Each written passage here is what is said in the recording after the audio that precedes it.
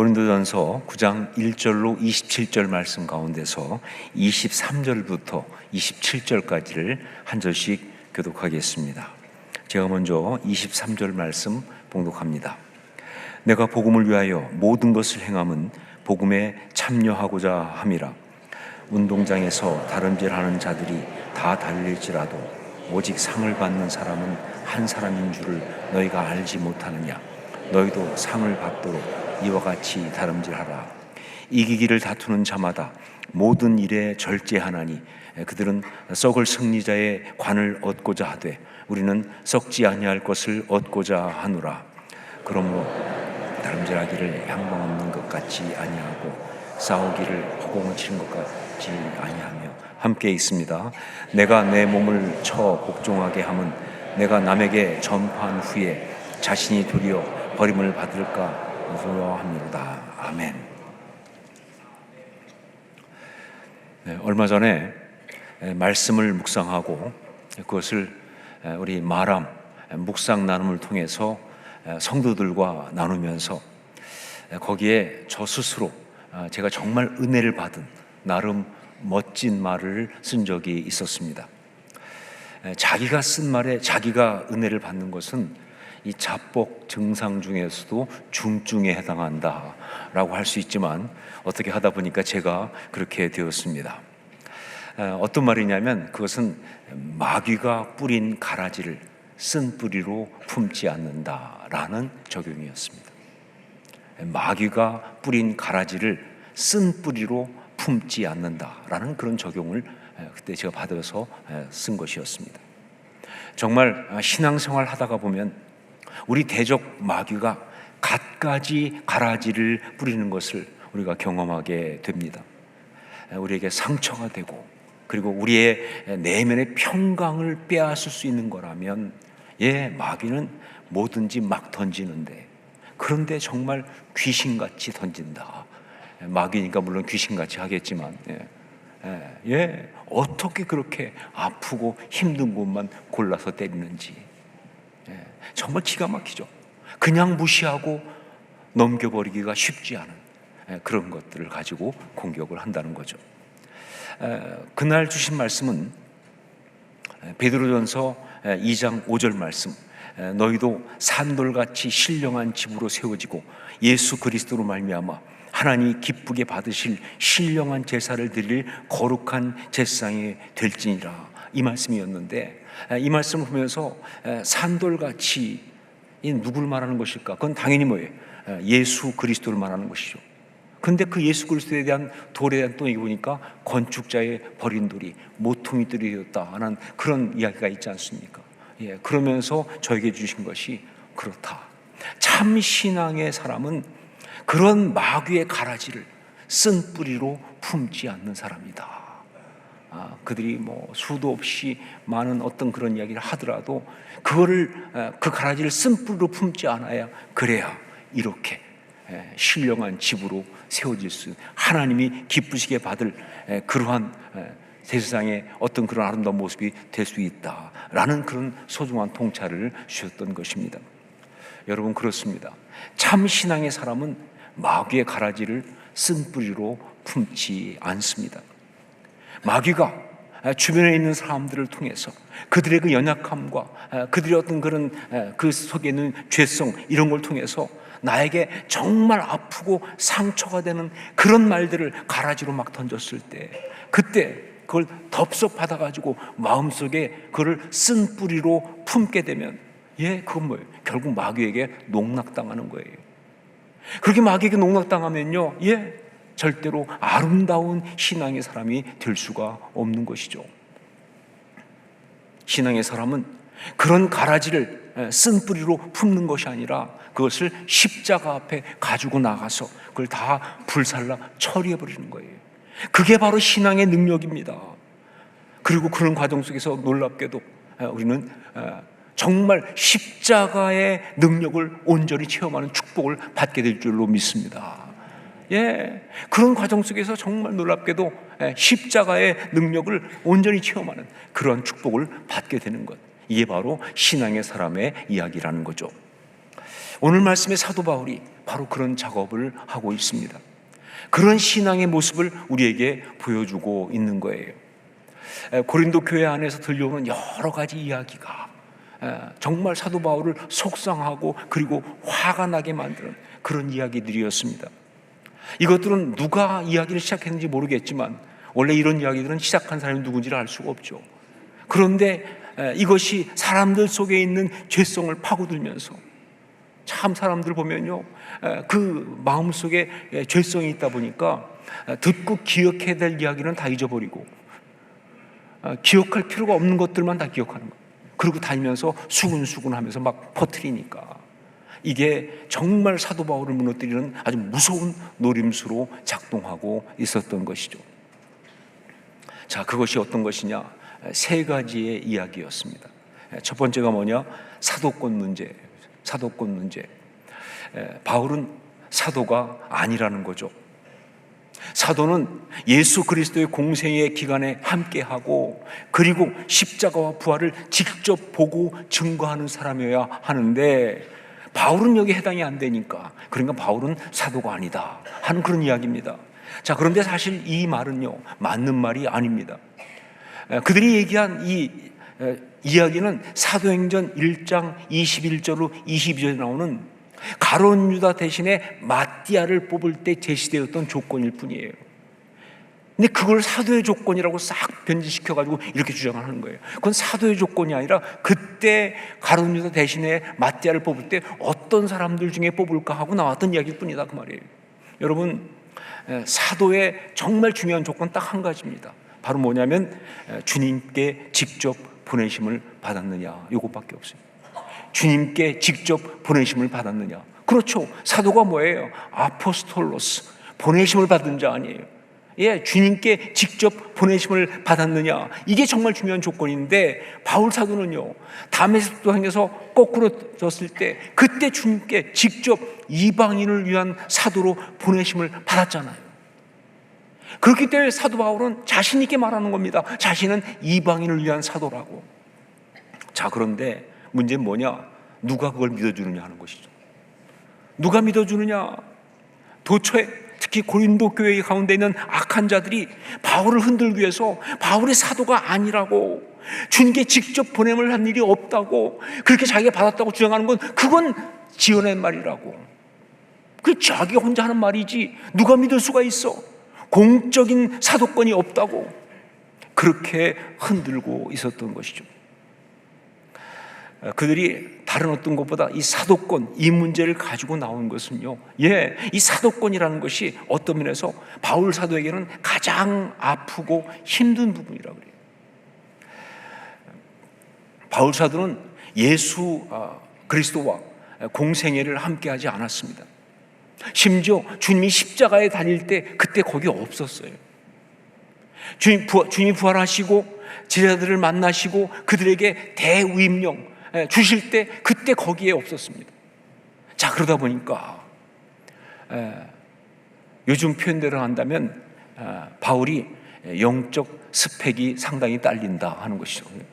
이게 그때도 또 이런 스펙들이 있어가지고 우리는 이래봐도 주님과 함께 공생에 3년 같이 한 사람이야. 그 주님이 그 십자가 지실 때, 그 부활하시고 할 때 우리한테 직접 말씀하셔서 막 이런 얘기하는데 바울은 거기에 스펙이 딸리는 거예요. 여러분, 뭐 지금도 그렇지만 이 스펙이 딸리는 게 참 사람 치사하게 만들거든요.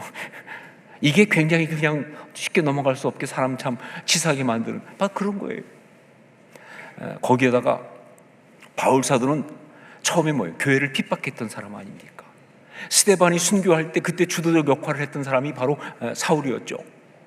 그리고 교회를 갖다가 이제 무너뜨리려고 교인들을 잡아다 가두려고 막 날뛰고 설쳤고 그랬다가 거꾸러진 거 아니에요.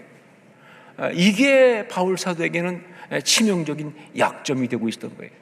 물론 바울은 그렇게 하다가 거꾸러지면서 완전히 새로워졌죠. 하지만 사람들은 과거를 잘 잊지 않습니다. 사람들은 그거 절대 잊지 않거든요. 그리고 볼 때마다 너 그랬었지, 너 그랬던 사람 아니야? 한마디로 뭐예요? 영적 전과가 있다 그 말이에요.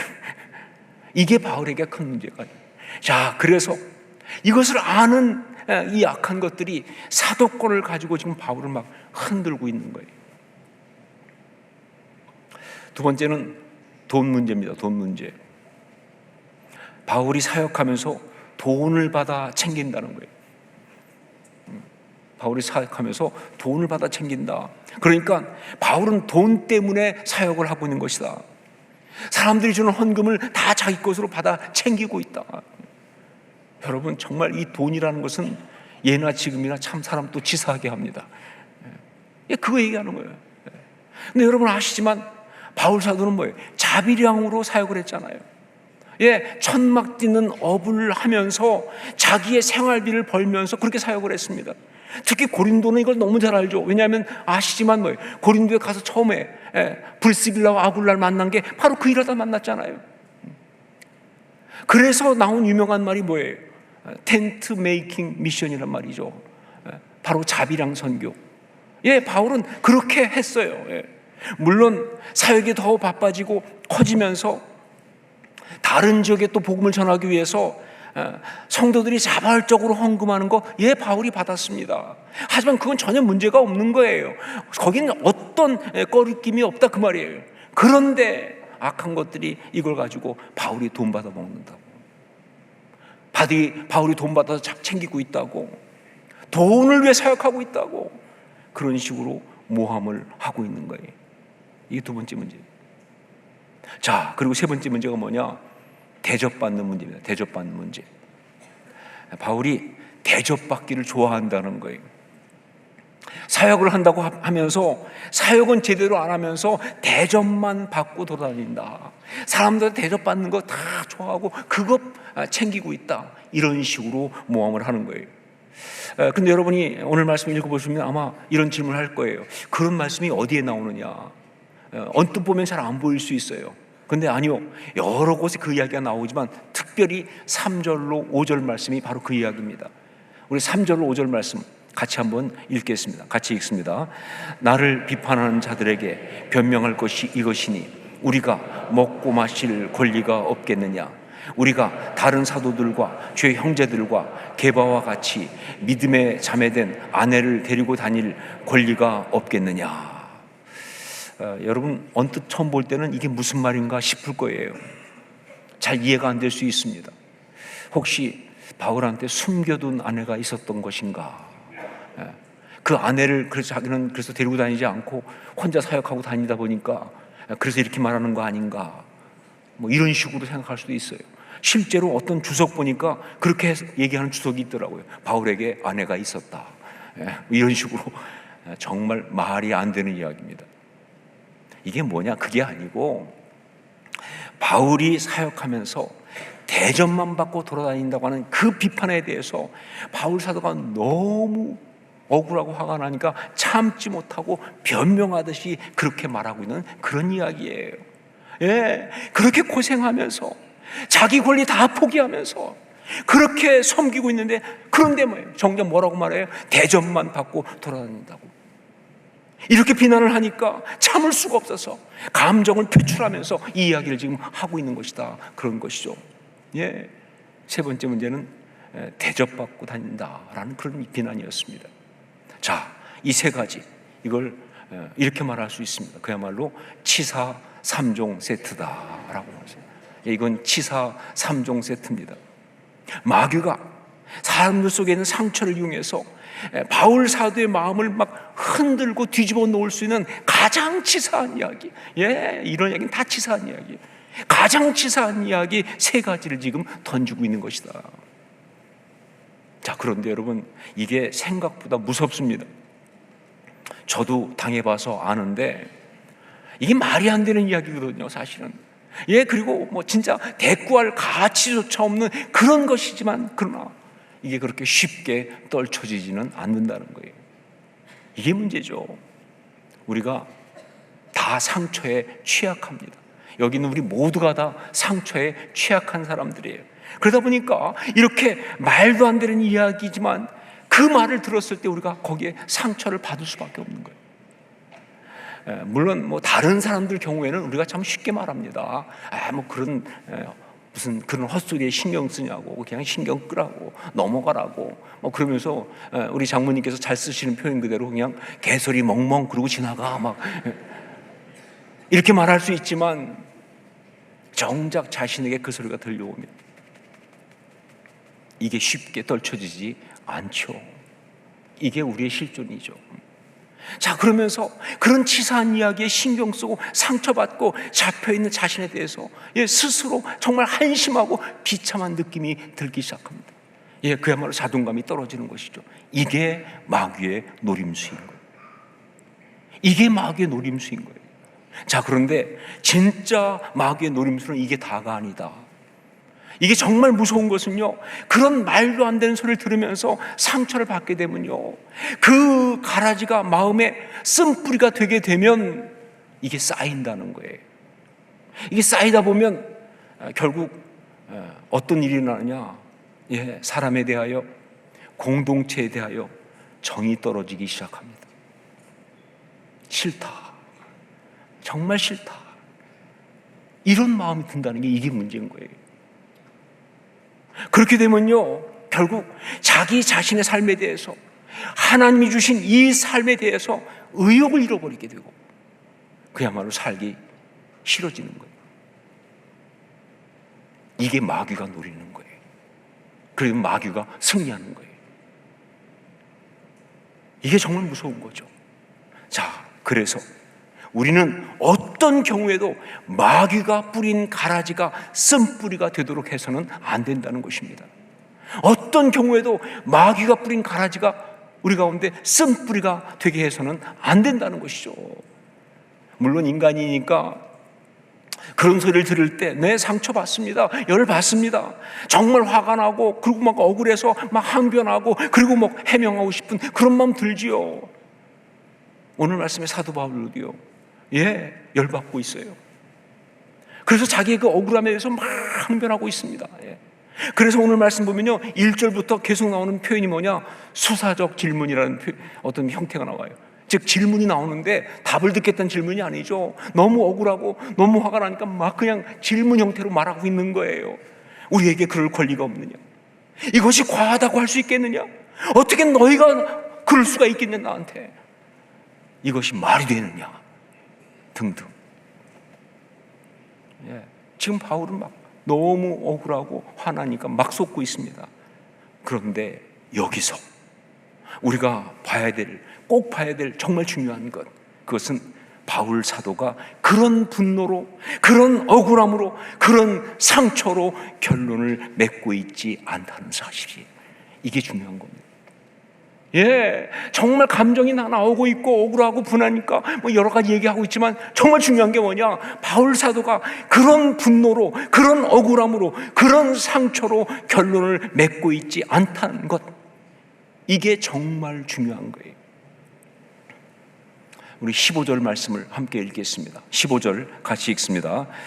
그러나 내가 이것을 하나도 쓰지 아니하였고 또 이 말을 쓰는 것은 내게 이같이 하여 달라는 것이 아니라 내가 차라리 죽을지언정 누구든지 내 자랑하는 것을 헛된 대로 돌리지 못하게 하리라.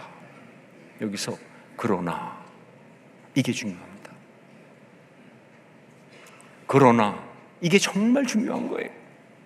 죄의 흐름, 마귀의 간악한 논리를 뒤집는 이 그러나를 말할 수 있는 것이 바로 신앙입니다 하는 거예요. 신앙인은 마땅히 그래야 하는 것이에요. 신앙인은 그렇게 할 수 있어서 신앙인이에요. 그러나를 말할 수 있는, 마귀가 뿌린 그 가라지, 그것 때문에 마음이 흔들리고 힘들었지만 그러나 그 간교한 수책에 넘어가서 그 가라지를 쓴뿌리로 붓는 것이 아니라 그러나로 뒤집으면서 흐름을 바꿔내는, 결론을 바꿔버리는, 승부를 뒤집어버리는, 바로 이것이 신앙인의 이야기이고 이것이 바로 우리 모두의 이야기가 되어야 할 줄로 믿습니다. 그러나가 할 수 있어야 돼요. 이런 면에서 이 그러나, 이것은요 바로 십자가 역사죠. 이건 십자가 역사입니다. 어떻게 거기에서 그러나를 말할 수 있느냐? 그렇죠. 그 10년 가운데 십자가 신앙이 역사함으로 그 고백이 나오는 거예요. 그 선포가 나오는 거예요.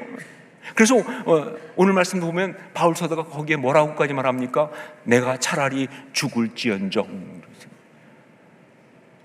여러분, 그리스도인이 죽을 곳은 십자가밖에 없습니다. 그리스도인이 죽을 곳은 십자가밖에 없어요. 그리스도인이 죽었다고 하면 그 십자가에서 죽는 거예요. 그러니까 이건 뭐예요? 십자가 신앙의 고백이죠. 자, 그러면 그러나로 뒤집은 그 결론이 뭐냐? 그러나 하면서 흐름을 뒤집었어요. 그 결론이 무엇이냐? 그것은 바로 내가 차라리 죽을지언정 누구든지 내 자랑하는 것을 헛된 대로 돌리지 못하게 하리라. 바로 이겁니다. 내가 차라리 죽을지언정 누구든지 내 자랑하는 것을 헛된 대로 돌리지 못하게 하리라. 이게 무슨 말인가 하면, 그렇죠, 아무리 억울하고 뒤집어지고 열받고 그래서 자신의 가장 소중한 것을 헛된 것으로 만들어버릴 수는 없다, 그런 얘기. 화가 난다고, 열받았다고, 억울하다고, 그래서 이 소중한 것을 그냥 헛된 것을 만들어버려요. 그럴 수는 없다는 것이죠. 죽을지언정 이 소중한 것을 그렇게 이룰 수는 없다는 것이죠. 그 얘기입니다. 자, 이것이 구체적으로 무엇이냐? 바로 그것이 이제 16절부터 쫙 펼쳐지거든요.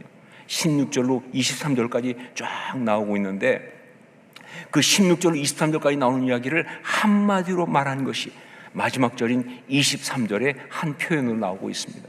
우리 23절 말씀을 같이 읽겠습니다. 함께 읽습니다.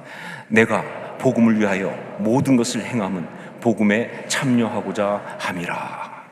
뭐예요? 복음을 위하여. 복음을 위하여.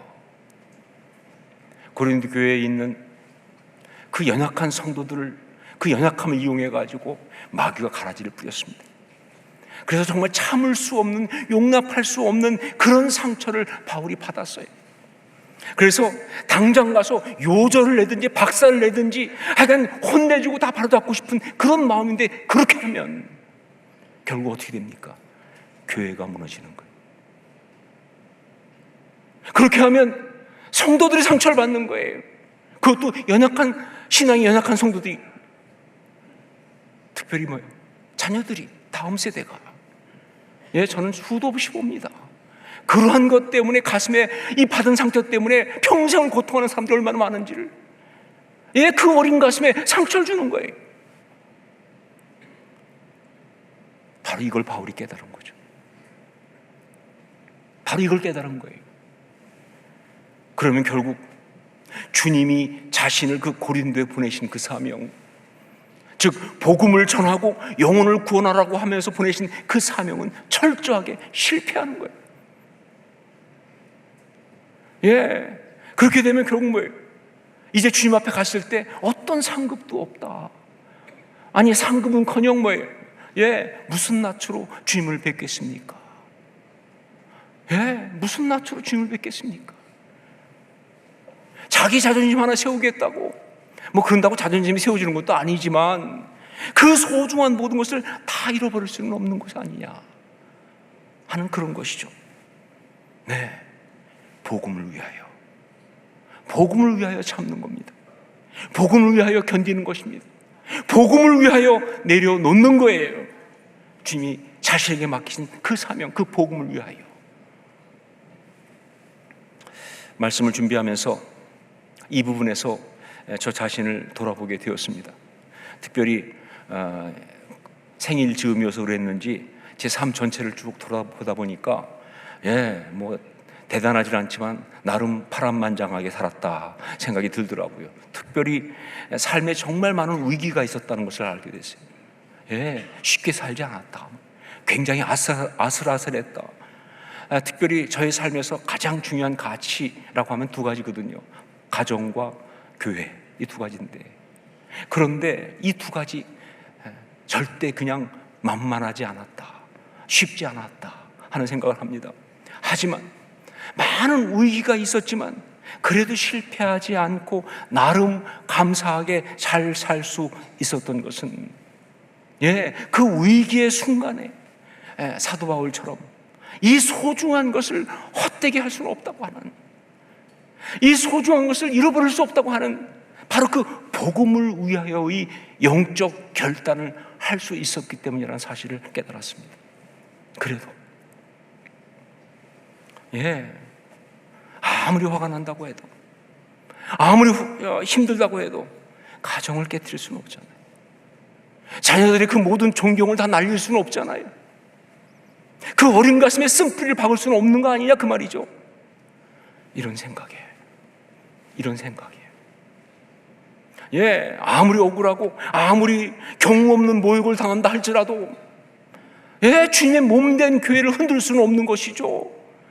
성도들의 가슴에 죄의 대못을 받고 그래서 믿음을 갖다 다 잃어버리게 만들 수는 없는 거 아니냐 그 말이에요. 아니, 아무리 그래도 제가 목사인데 주의 몸된 교회를 흔드는 그 마귀의 계계에 넘어가서 그래서 그렇게 교회를 무너뜨린 자라고 하는 그런 악명을 가질 수는 없는 거 아니에요. 그렇게 마귀에게 이용당할 수는 없는 거 아니냐 그 말이죠. 그런 생각에